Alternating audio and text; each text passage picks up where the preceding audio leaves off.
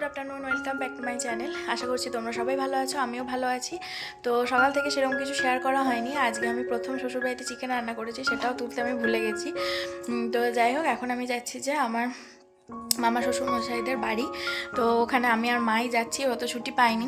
তো আমি রেড কালারের আমার একটা চুড়িদার পরে নিয়েছি, সাথে সোয়েটারটাও পরে নিয়েছি, কারণ বাসে করে অনেকটা যেতে হবে, এখান থেকে অনেক দূর। যাচ্ছি হচ্ছে বাঁকুড়া।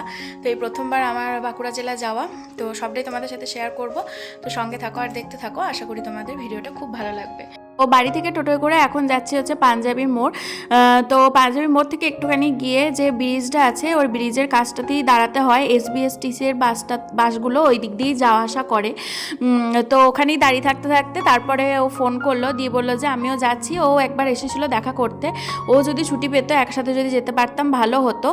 তো আমরা না বাসের টাইমিংয়ের অনেক আগে চলে এসেছি। তো টোটো দাদা বলছিল টোটোতেই বসে থাকার জন্য। তারপর যখন ও চলে এলো তখন আবার টোটো দাদাকে ছেড়ে দেওয়া হলো, ওর সাথে চেনা জানা ছিল। তো এই প্রথমবার বাঁকুড়া যাচ্ছি, সেটা তো আগেই বললাম। তো একটু টেনশনও কাজ করছে যে কতটা দূরের রাস্তা তার ঠিক নেই।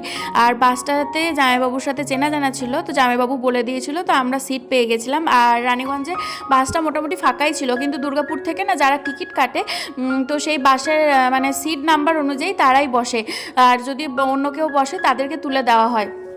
তো দুর্গাপুরে অনেক জায়গায় অনেকক্ষণ ধরে দাঁড়িয়েছিল। তো দুর্গাপুর শহরটাকেও বেশ ভালো লাগছিল। তো আজকে দিনটা হচ্ছে 31শে ডিসেম্বর, বছরের শেষ, আর কালকে হচ্ছে 1 জানুয়ারি, বছরের শুরু। তো এই সময়টাতে আমি আর ও ঠিক করেছিলাম একসাথেই কাটাবো, একসাথেই থাকবো। কিন্তু এই অকেশনটা পড়ে যাওয়ার জন্য সেইটা আর সম্ভব হলো না। আর বাস থেকে নিচে যে গাড়িগুলো যাচ্ছে দেখতে কত ভালো লাগছে দেখো। তো এই কারণে মনটা একটু খারাপ লাগছিল, কিন্তু তারপরে একটা নতুন জায়গায় যাচ্ছি সেইটা ভেবেও একটা আনন্দ লাগছে। তো এই যে দেখো, এটা হচ্ছে যে দামোদর নদ। এখন জল নেই, এখন জলটা অনেকটাই শুকিয়ে গেছে। তো ভিউটা বাস থেকে খুব সুন্দর লাগছিল। আর ওই যে দূরের মাঠে দেখছো, মানে ওগুলো হয়তো চর পড়েছে, তো ওখানে প্রচুর মানুষজন পিকনিক করছে। এই সাইডটা তোমরা বুঝতে পারছো কিনা জানি না, মানে এতটাই ভিড়, তো রাস্তাটায় পুরো জ্যাম ছিল জানো তো। এখানটা পার করতেও অনেকটা সময় চলে গেছে। তারপরে আমরা বাস থেকে এক জায়গায় নেমে আবার একবার একটা বাস চেঞ্জ করে কুম্ভস্থলে এসে পৌঁছালাম, বাঁকুড়া জেলারই কুম্ভস্থল। তো ওখান থেকে ছোটো মামার ছোট ছেলে শঙ্খ নিতে এসেছিল গাড়ি করে। তো আমরা এখন গাড়ি করেই যাচ্ছি হচ্ছে যে আমার মানবাবুর মামার বাড়ি। তো 1 জানুয়ারি যে জন্য আর কি আসা, সেই কারণটা হচ্ছে যে ছোটো মামার বড় ছেলে মানে রনি, ও একটা সোনার উপর দোকান খুলেছে। তো ওই দোকানেরই কালকে ছিল, মানে 1 জানুয়ারিতে হবে হচ্ছে যে পুজো, লক্ষ্মীনারায়ণ পুজো হবে, সব রকম পুজো আর্চা হবে। তো কালকেই দোকান উদ্বোধন হবে। এই সামনে যে দেখছো ছবিটা, এটা হচ্ছে যে মামার বাড়ির দাদুর ছবি। আর এই যে দোকানটা দেখছো, মানে গিফট শপটা দেখছো, এটা হচ্ছে যে শুভর, মানে বড় মামার ছোট ছেলের দোকান, মানে ছোট ছেলে বড় ছেলে দুজনেই বসে দোকানে। যেটা হচ্ছে মোট কথা বড় মামার দোকান। তো এই গিফট শপটায় গিয়ে আমার বেশ ভালো লাগছিল, প্রচুর গিফটের আইটেম রয়েছে, আর খুব সুন্দর সুন্দর গিফটের আইটেম রয়েছে, যেগুলো দেখতে খুব ভালো লাগছিল। আর ওই যে বড় টেডি বিয়ারটা আমার ঘরে মাঝে মধ্যেই তোমরা দেখতে পাও, ওই টেডি বিয়ারটাও এই মামার দোকান থেকেই নেওয়া। দিদি এখান থেকেই অর্ডার দিয়ে আনিয়েছিল জয়দাকে দিয়ে। আর এই যে সম্পর্কে এক মামিমা এখানে আলপনা দিচ্ছিল, আলপনাটা খুব সুন্দর করে দিচ্ছিল, জল চৌকির ওপর দিচ্ছিল। আমি ভিডিও করছি বলে মামিমা বলছে আমাকে একটু আগে বলতে পারতে, আমি আরও সেজেগুজে বসতাম। তো যাই হোক, মামিমা খুব মজা করছিল। তো ইনি হচ্ছেন রনি আর শঙ্কর নিজের বড় মামিমা। ছোটো মামিমা আসতে পারেনি, ছোটো মামিমা আমার বিয়েতে এসেছিল, আর এইবারে এসেছেন বড় মামিমা। তো ওনাদের বাড়ি হচ্ছে যে আমার যেখানে বাড়ি সেখানেই পাশে এক গ্রাম রয়েছে, সেখানেই বাড়ি। তো দুই মামা মামি খুব ভালো, খুব মজা করছিল। এখানে মা দোকানের ফ্রন্টটা সাজানোর জন্য গাঁদা ফুলের মালা দিয়ে সাজাচ্ছিল, আর এখানে শঙ্খ আর ছোটো মামিমা মিলে গাঁদা ফুল দিয়ে খুব সুন্দর করে সাজিয়েছে। দোকানটা ছোট্টর মধ্যে বেশ পরিপাটি করে গোছানো বাগানো রয়েছে। তো এখন যেহেতু নতুন দোকান, এখনও নতুন নতুন জিনিস আসবে, আরও সাজানো গোছানো বাকি। তো এই ছোট্টর মধ্যে দোকানটা বেশ আমার ভালো লাগছিল, আর গাঁদা ফুল দিয়ে সাজানোর পর তো দেখতে আরোই ভালো লাগছিল। Good morning. তো আমি তো কালকে যতটা হয়েছে তোমাদের সাথে শেয়ার করেছি, আর আজকে আমি স্নান টান করে রেডি হয়ে গেছি সকালবেলাতে 7:30 দিয়ে স্নান করে নিয়েছি। ওখানে পুজো আছে, তো মানে আত্মীয় বাড়ি এসেছি, তাড়াতাড়ি স্নান টান করে একেবারে ফ্রেশ হয়ে রেডি হয়ে গেছি। আর এই সবুজ রঙের কাঞ্জিবরম শাড়িটা পরেছি, কেমন লাগছে অবশ্যই কিন্তু কমেন্টে জানিও। তো চলো যতটা যা হচ্ছে তোমাদের সাথে শেয়ার করি। আর আজকে আমি একটুখানি মামার বাড়িটাও ঘুরিয়ে দেখানোর চেষ্টা করব। তো এখন যেখানে আছি সেটা হচ্ছে যে দিদার ঘর। দিদার রুমের বাইরে থেকে বেরিয়ে এই ভিউটা আসে, সামনেই বিশাল বড় একটা পুকুর আর তার সাথে বিশাল বড় উঠোন। উঠোন তো আমার খুব ভালো লাগে। আর সাথে রয়েছে দেখো মানে চারিদিকে ঘেরা বারান্দা দেওয়া ঘর, আর ওপরে আছে বড় মামার ফ্যামিলি। বড় মামার ফ্যামিলির সবাই থাকে। আর পাশে একটা বড় বাড়ি রয়েছে, সেখানে রয়েছে ছোট মামার ফ্যামিলি।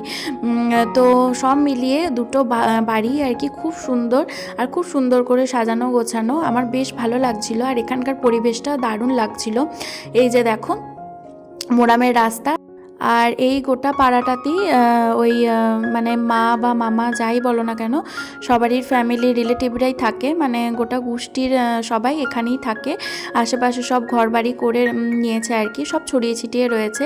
তো রোদ উঠেছে, ওয়েদারটাও বেশ ভালো রয়েছে। আমরা এখন যাচ্ছি হচ্ছে পুজোর ওখানে, মানে দোকানেই পুজো হবে, তো ওখানেই যাচ্ছি। সব রকম জোগাড় টোগাড় করতে হবে।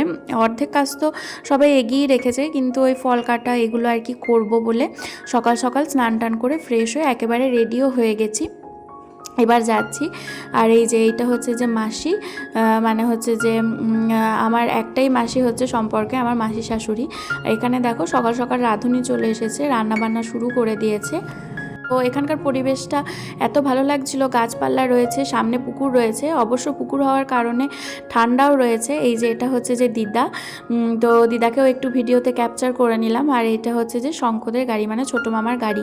আর ওই যে ওখানে হচ্ছে যে শঙ্কর নিজের মামার মানে বড় মামার গাড়ি। তো এই গাড়ি করিয়ে আমরা এখন যাচ্ছি রনির দোকানে। তো এই যে দেখো গাড়িতে জায়গা হচ্ছিল না, তো দিদাকে আমি আমার কোলেই বসিয়ে নিয়েছি। তো দিদা এত হালকা কি বলবো, তো দিদা তো আমার কোলে আরাম করে বেশ মজা করেই যাচ্ছিল, আর আমি দিদার সাথে ইয়ার্কি ঠাট্টা করছিলাম।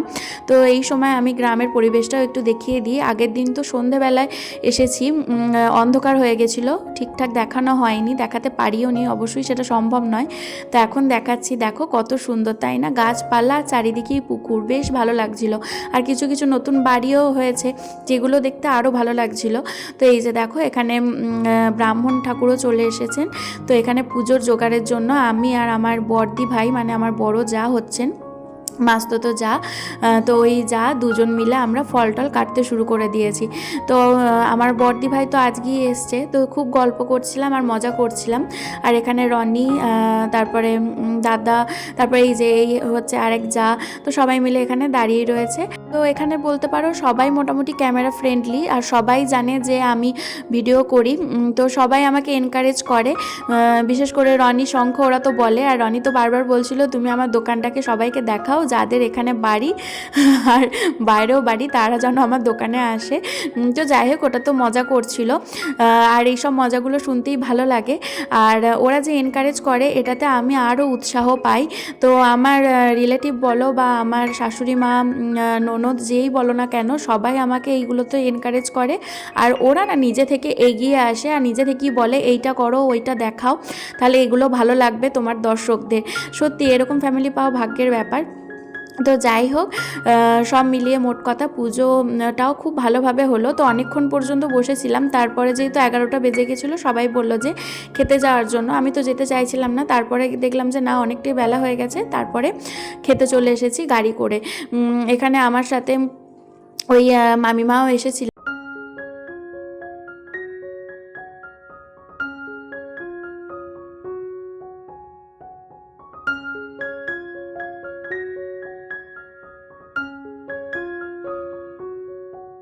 তারপরে বাড়ি গিয়ে দেখছি এই মামা এখানে মাংস টাংস সব পরিষ্কার করে ধুয়ে নিচ্ছেন। আর এই মামাই এসেছে দাইহাট থেকে। তো মামা 4 চাকা করে ফ্যামিলি নিয়ে এসেছেন, অনেকটা দূর থেকেই এসেছেন। তো দাইহাট থেকে বাঁকুড়ার ডিস্টেন্স কতটা সেটা তোমাদের বলে বোঝাতে হবে না। আর এদিকে আমার বড়দি ভাই রান্নার সমস্ত রকম জোগাড় করতে খুবই বিজি হয়ে পড়েছে, পেঁয়াজ, টমেটো সব কিছু কাটাকুটি করছে। আর রাঁধুনি দাদাকেও অনেকটা হাতে হাতে হেল্প করে দিচ্ছে, অনেক কাজ এগিয়ে দিচ্ছে।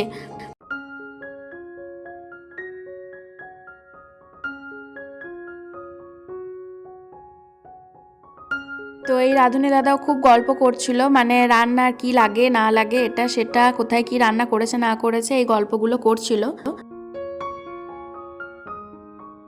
আজকে আমাদের বাড়িতে হবে প্রায় 30 জন মতো লোক, তাই তো? তার জন্য চাটনি করছি।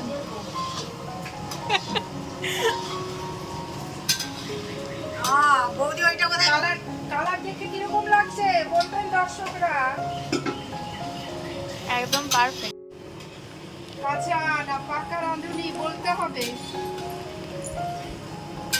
এই যে আমার আছে আরো অ্যাসিস্ট্যান্ট হেল্পিং হ্যান্ড আছে।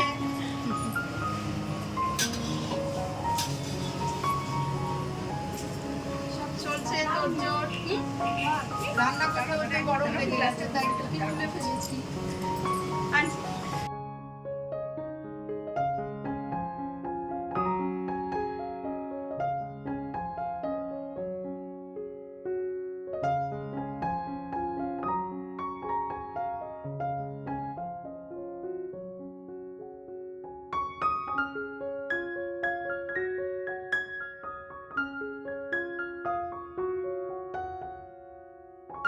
তো যখন রাঁধুনি দাদা খেতে গেছিলো, বড়দি কত কষ্ট করে দেখো কত পোস্ত রান্না করছে, একসাথে পোস্তর আলুগুলো নাড়াচাড়া করছে। তো বড়দি একদমই ক্যামেরা ফ্রেন্ডলি নয়, এই যে চলে গেল। তারপরে এখানে আমরা দুপুরের দিকে খেতে বসে পড়েছি, বড়দি, শঙ্খ সবাই মিলে খেতে দিচ্ছিল।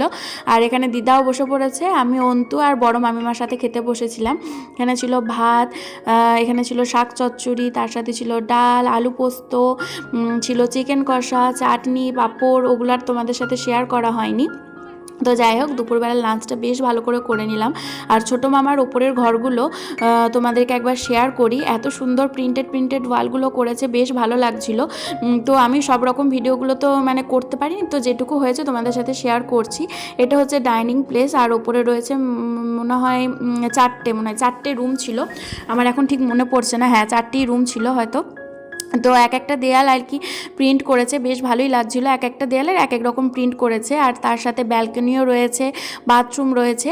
তো মোট কথা সব মিলিয়ে বাড়িঘর ভালো লাগছিল দেখতে। আর ব্যালকনি থেকে ভিউটাও দেখো কত সুন্দর লাগছে, তাই না? তো সব কিছু দেখে মন প্রাণ একেবারে ভরে গেল। আর নতুন ঘর বাড়ি দেখতে তো বেশ ভালোই লাগে। তো এখনও সব কিছু গোছানো নেই, যখন ওপরে সবাই শিফট করবে তখন সব কিছুই ফার্নিচার থেকে বলো সব কিছু জিনিস সব গুছিয়ে বাগিয়ে রাখবে। তো এটা হচ্ছে যে ছোটো মামার উপরের রুমগুলো তোমাদের সাথে শেয়ার করলাম।